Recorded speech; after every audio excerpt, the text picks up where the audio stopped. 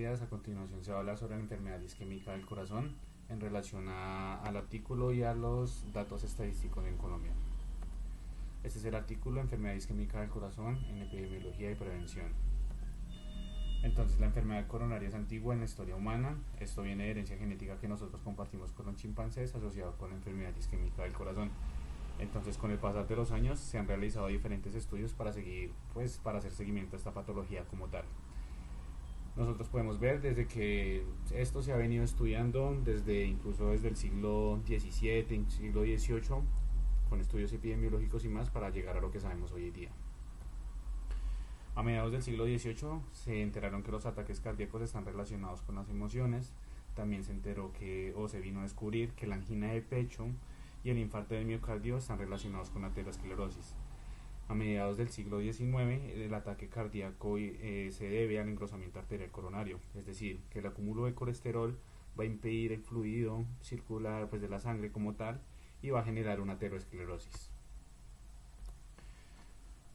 También se va a encontrar que las enfermedades cardiovasculares se deben al estrés, a los cambios de los patrones en la alimentación, a la reducción de la actividad física, al poco ejercicio, y también se vino a conocer que hubo una pandemia isquémica del corazón y esto contribuye al desarrollo epidemiológico por la reducción de los factores de riesgo, ya que se hicieron estudios y se crearon estrategias para un buen diagnóstico y la prevención.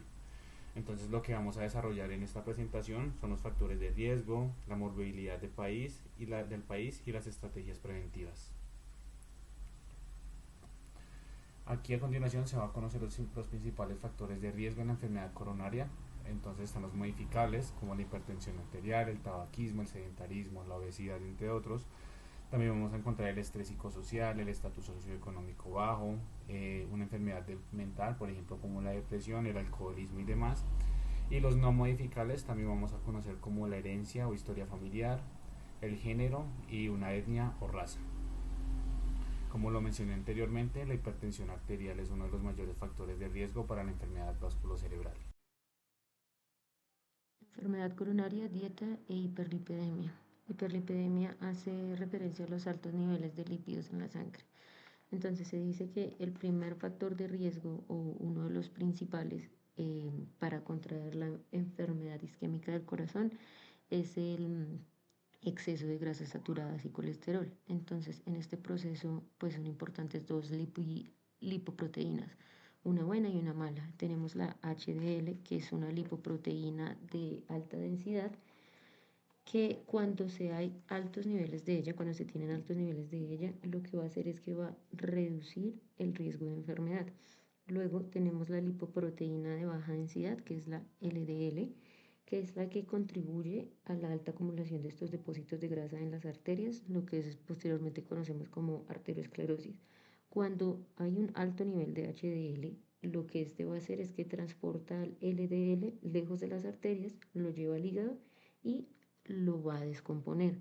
Entonces, en 1953, Kiss hizo un estudio donde relacionaba los niveles altos de colesterol con la incidencia de las enfermedades. Luego se hizo un estudio posterior que se llamó el Proyecto Mónica, donde se encontraron más de 300 posibles factores de riesgo de enfermedad vascular. 46 de ellos hacen referencias a una alimentación deficiente. Entonces, entre ellos se encuentran como el consumo excesivo de grasas, bajo consumo de fibras, bajo consumo de vitamina C y E, alto consumo de hidratos de carbono que posteriormente se van a transformar en lípidos. Entonces, los alimentos con ácidos grasos trans como la margarina o los aceites quemados tienen que ser evitados porque pueden aumentar el colesterol de forma de LDL, lo que ya hablamos posteriormente, que va a hacer que se pegue a las arterias y nos produzca una arteriosclerosis más adelante. Se dice que una dieta baja en grasas disminuye hasta en 2.5 veces el riesgo de padecer enfermedades cardiovasculares, por supuesto acompañada de ejercicio físico. Entonces, en Colombia, a finales del siglo 60 fue que se empezaron a tratar las enfermedades como de morbilidad y mortalidad.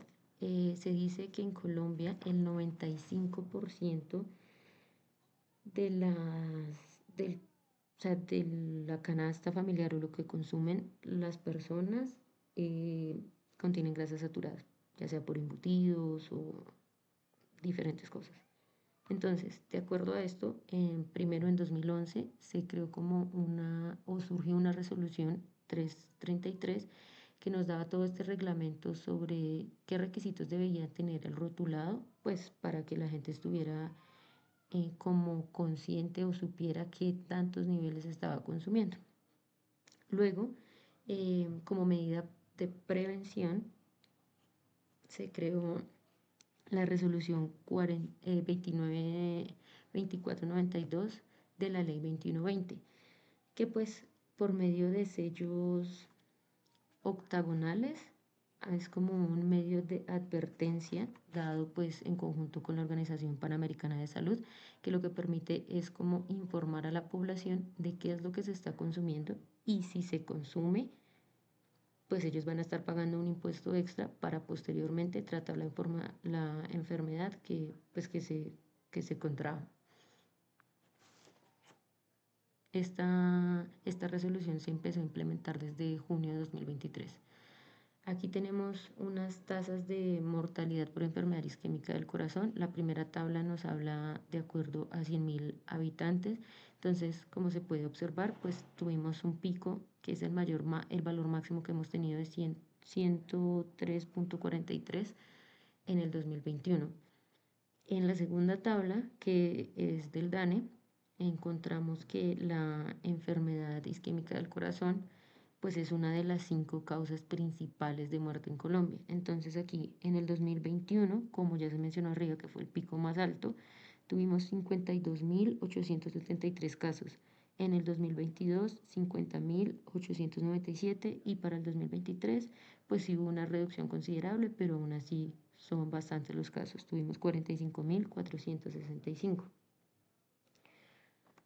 Entonces, ¿cómo podemos tratar esto o evitarlo? Entonces, como ya se mencionó anteriormente, pues evitar el uso de grasas saturadas, alto consumo de colesterol y pues actividad física.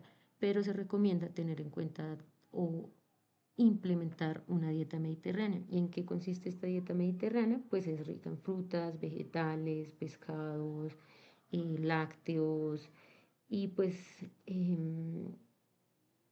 se debe tener en cuenta también el consumo de omega 3. Entonces, como podemos ver acá, pues la ingesta de agua también es súper importante, raciones de frutas, derivados de lácteos, carnes blancas, etcétera. Ya cuando pues la enfermedad, digamos que las personas ya contraen la enfermedad, se debe tener en cuenta otro tipo de alimentación.